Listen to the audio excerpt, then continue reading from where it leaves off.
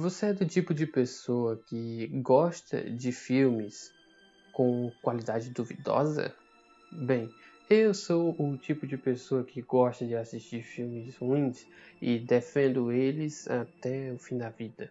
E é por isso que no vídeo de hoje a gente vai falar de um filme que para muitos é ruim, mas está no meu coração, que é Homem-Aranha 3 do Sam Raimi. Então, antes de começar esse vídeo, você já fortalece aqui esse canal meio trash, curtindo esse vídeo, se inscrevendo no canal e, por favor, cite um filme ruim que você gosta para ver se eu compartilho do seu gosto duvidoso por filmes. E vamos começar. Quando o Homem-Aranha 3 foi lançado, ele tinha uma responsabilidade muito grande. Isso porque ele era a sequência direta de Homem-Aranha 1 e Homem-Aranha 2, sendo que Homem-Aranha 2 com o Dr. Octopus é considerado até hoje um dos melhores filmes de heróis que já foi lançado. E Homem-Aranha 3 teve um pequenino problema, que é o fato da produção, o pessoal que bota dinheiro, querer que esse filme tivesse um personagem que o diretor Sam Raimi não queria, e é o nosso querido Venom.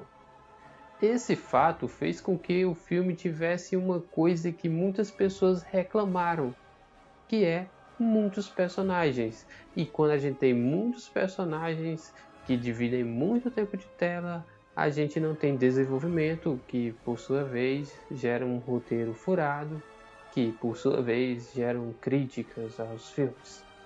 E um dos motivos porque eu gosto muito de Homem-Aranha é porque eu assisti ele quando era criança.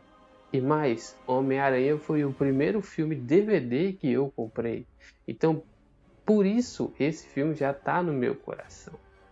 Tanto é que eu sei algumas cenas de cor. Por exemplo, no começo, quando Peter Parker fala: "Oi, eu sou Peter Parker, seu amigo de sempre."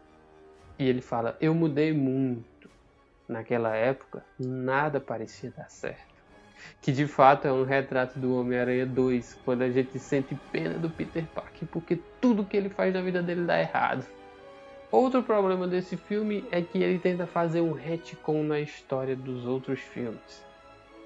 E a gente sabe que retcon com coisa que já deu certo é complicado. Isso porque o Homem-Areia que aparece aqui é tido como o verdadeiro assassino do Tio Ben. E isso, de certo modo, é estranho, porque existe um certo peso lá no Homem-Aranha 1, já que o cara que o Peter deixou escapar daquelas lutas clandestinas acaba alguns minutos depois matando o tio dele, e ele carrega essa culpa durante toda a história do personagem. E quando na verdade é outro cara, você tira esse peso que o Peter tinha. E é muito legal esse Peter, porque ele é um Peter humano, ele não é o Peter Parker que tem nanos robôs fazendo a sua armadura. E de certo modo, por mais que poderes seja uma coisa não verossímil, a gente vê aquele cara usando a roupa, costurando a própria roupa, traz uma certa proximidade, uma certa humanidade para o herói, coisa que os personagens hoje em dia da Marvel a gente pode dizer que não tem. E lembra que eu falei que o Venom não era para estar nesse filme do Homem-Aranha? A gente pode perceber isso claramente no filme com algumas coisinhas. Por exemplo, a origem do Homem-Aranha, como é que o Homem-Aranha surge? Ele surge numa cena muito bonita, numa cena muito trabalhada, que é, na verdade, uma das cenas mais bonitas dos filmes de super-heróis.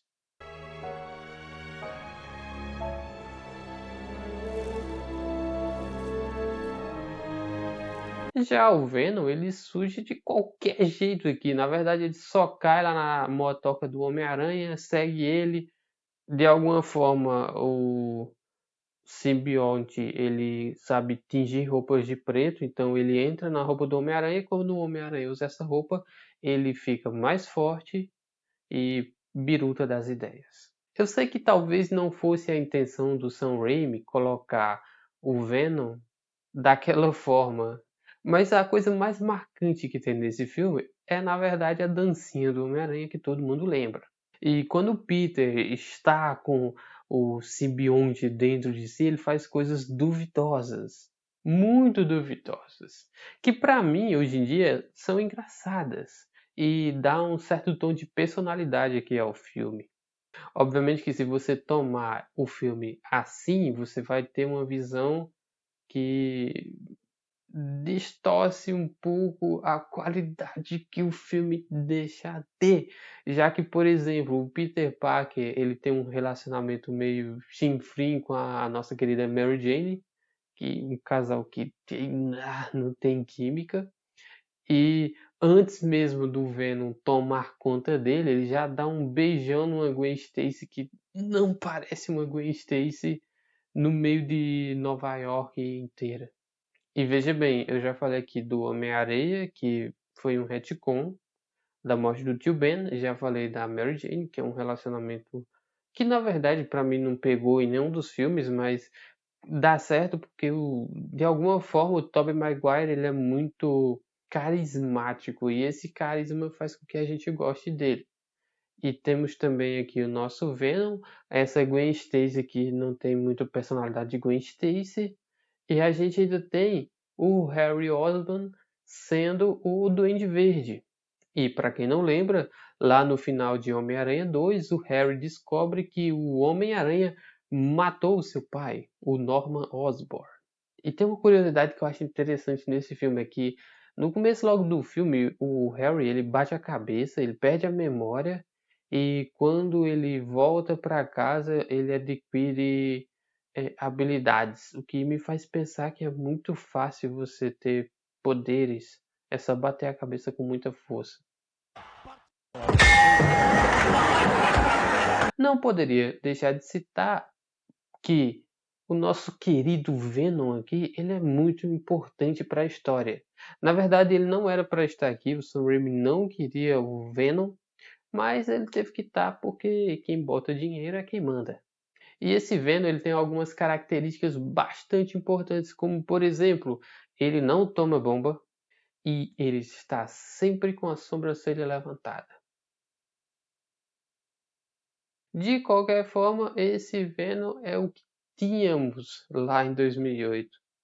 E ele foi o grande vilão desse filme. Ou seja, pontos positivos aqui para mim. Carisma do Tobey Maguire e desse Homem-Aranha. Acho o filme engraçado. Assisti na infância. Pontos negativos. Roteiro furado. Muitos personagens. E relacionamento fraco. Provavelmente tem algum ponto que eu devo estar esquecendo aqui. No entanto, não vamos só chutando aqui o nosso garoto.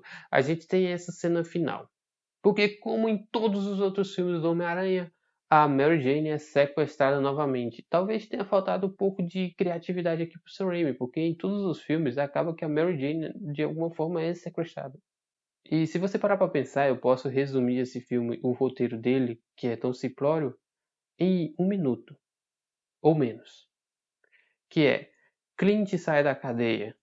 Peter descobre que Clint matou o tio Ben.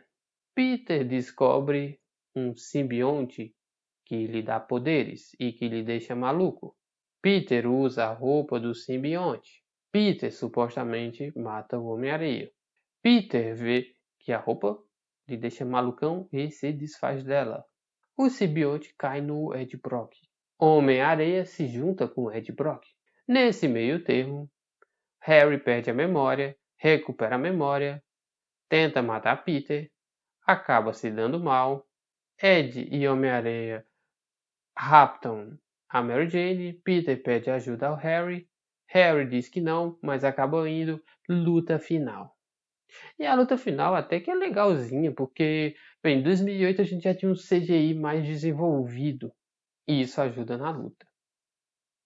E essa luta final tem características muito interessantes, como por exemplo, o Peter derrotando o Venom batendo em coisas de ferro que para mim não fazem sentido. Harry morrendo por uma bomba dele mesmo e o Homem-Areia sendo perdoado pelo Peter. E assim, se você pegar esse filme e colocar ele numa certa prateleira de filmes de Hollywood, assim, filmes mais ou menos conhecidos, ele não vai ficar entre os melhores. E possivelmente na categoria filmes de heróis mesmo, ele não vai ficar entre os melhores. Agora, se você pegar esse filme e colocar assim, filmes mais lembrados de heróis, esse filme vai estar, porque esse filme tem personalidade, ele tem presença, ele tem Peter Parker emo, e ele é muito mais memorável que a maioria dos filmes de heróis de hoje em dia. E talvez seja por isso que esse filme esteja no meu coração.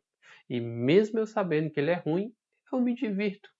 E eu já ouvi uma frase uma vez que não é porque é bom que eu tenho que gostar. Então não é também porque é ruim que eu vou odiar. E eu gosto desse filme, eu realmente gosto. Gosto de toda essa trilogia, na verdade, do Sam Raimi. Sei que ela peca em algumas coisas, mas eu gosto, cara. Se amar é crime, prendam-me agora. Mas e você, curte esse filme?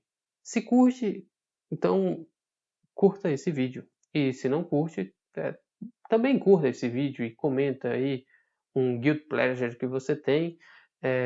Se inscreva aí no canal e até qualquer hora.